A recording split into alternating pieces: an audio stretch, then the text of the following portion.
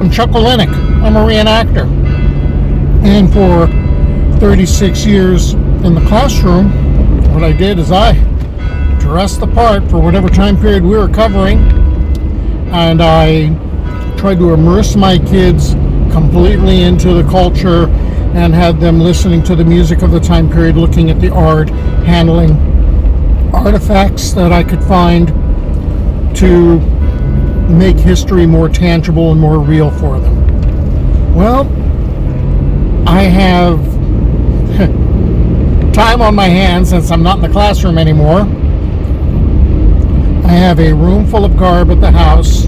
I have a passion for bringing the past to life still, and I have a desire to preserve landmarks and pieces of history that go away.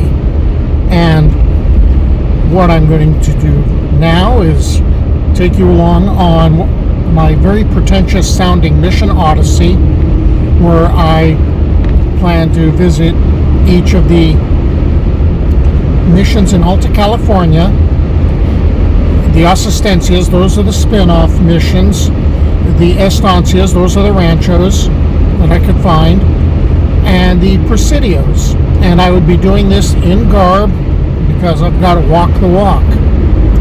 And I hope to create a visual record of what I find. And what I'm doing today, very specifically, is I am returning to Mission La Purísima in Lompoc, which is, I believe, the only mission that is not being used as a chapel anymore. So I hope you will stick with me on this journey. This time, I had a different plan for how I would get to La Purísima. Instead of following the Pacific Coast Highway, which would drop me off with a couple of left-hand turns by the original mission site, I would go up the 101, the marked out Camino Real, and at the 246, I'd go left. And I would follow that to the second mission site. Why is there a second mission site for La Purísima?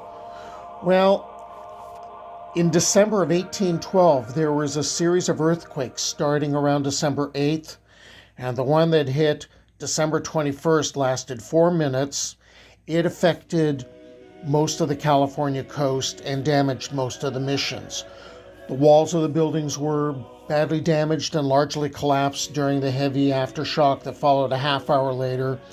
And if that wasn't enough, nature opened up with torrents of rain, and the hillside behind the mission where the water flowed from opened up, and that washed away most everything except for the most sturdy equipment. Unprotected bricks melted back into mud. There were 1,000 odd homeless neophytes to shelter, feed, and clothe, and Padre Mariano Payeras had to take care of his flock.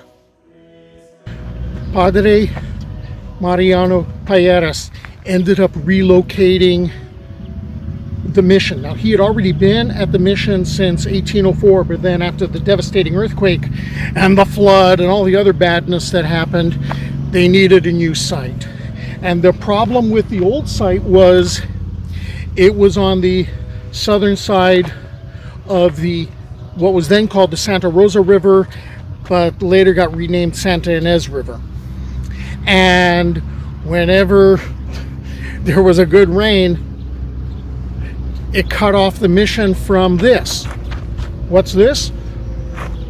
Well, this dirt running through the Cañada de los Berros, or the Canyon of the Watercress.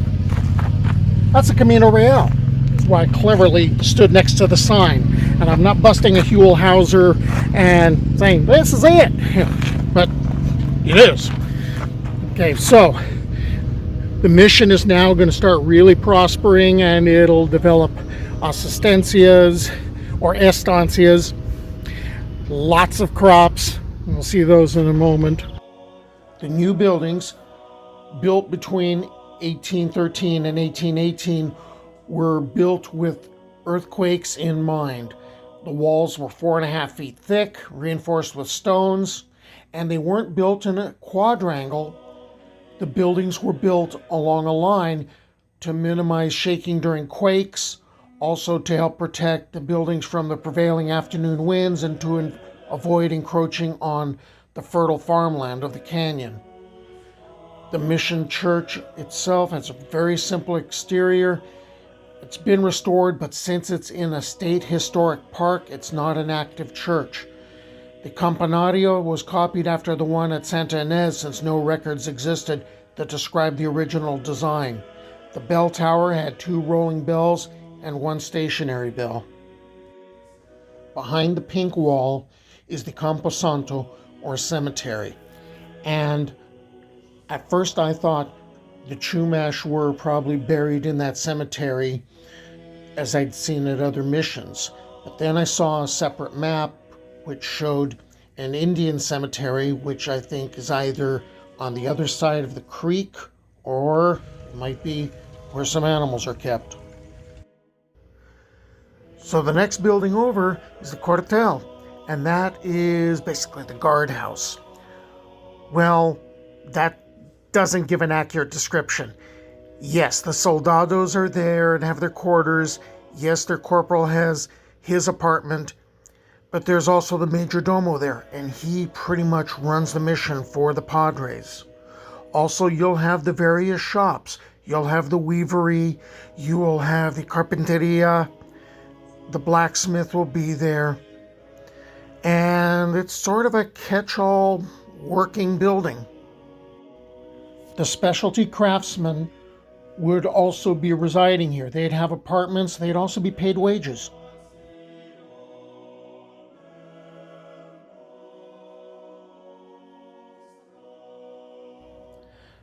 The side of the last large building with the portico had to do largely with the Padres.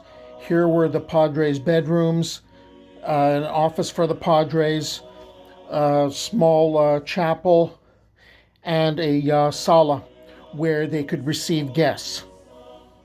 Also, there was a tienda, or a trade store. Even if the neophytes had been paid money by rancheros when they were hired out by the mission, they did not get to keep the money. That went to the mission. But what the neophytes did is they received trade goods from the tienda.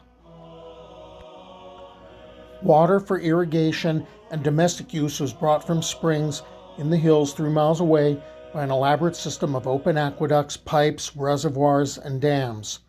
Drinking water was filtered through 3 feet of charcoal and sand. With the availability of water, the new mission again prospered for a time. In just a few years, this new location again became a thriving community with the help of its 1,000 Chumash neophytes. La Purísima harvested bushels of wheat, barley, corn, beans, peas, lentils, garbanzos. This was the 3rd largest agricultural output in the mission chain. There were 2 large vineyards, Jalama at 8 miles south of the mission and San Francis Soto 2 miles east. The mission became known for its hides and blankets, and at its peak, the vaqueros tended 24,000 cattle and sheep, nearly 1,400 horses, nearly 300 mules. By 1818, the mission ranchos extended 36 miles from north to south and 15 miles from east to west. La Purísima owned 300,000 acres, which included 11 ranchos, varying in size from 4,500 acres to 50,000 acres. There was enough growth that an estancia was established, Rancho San Antonio.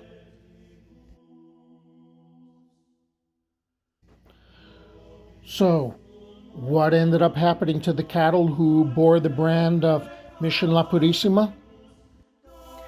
These weren't pets.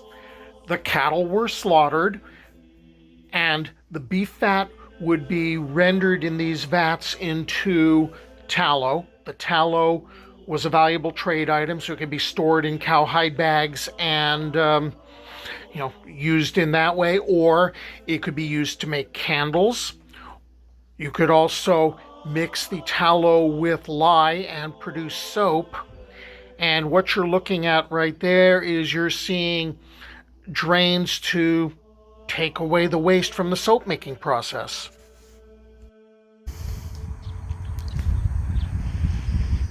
So those are drying racks for the hides. Why are they drying the hides out? Well, valuable trade item, California dollars. The hides would be stretched out and scraped by the neophytes. They would be placed on the drying racks, obviously to dry, and once in the proper condition, they were put in the hide storage room at the residence building, or they may have made it to the leather shop to be turned into useful items. La Purísima was well known for its production of saddles that were of high quality. And this was also a valuable trade item as far as the leather. So Padre Payeras did not have an issue with ignoring certain regulations about dealing with other countries. He sold to the British, he sold to the Americans, just like as documented in the book 2 years before the mast. He made the mission prosperous. Well, clearly I talked too much, and it looks like I'm going to be coming back to Mission La Purísima. I hope you join me on that journey.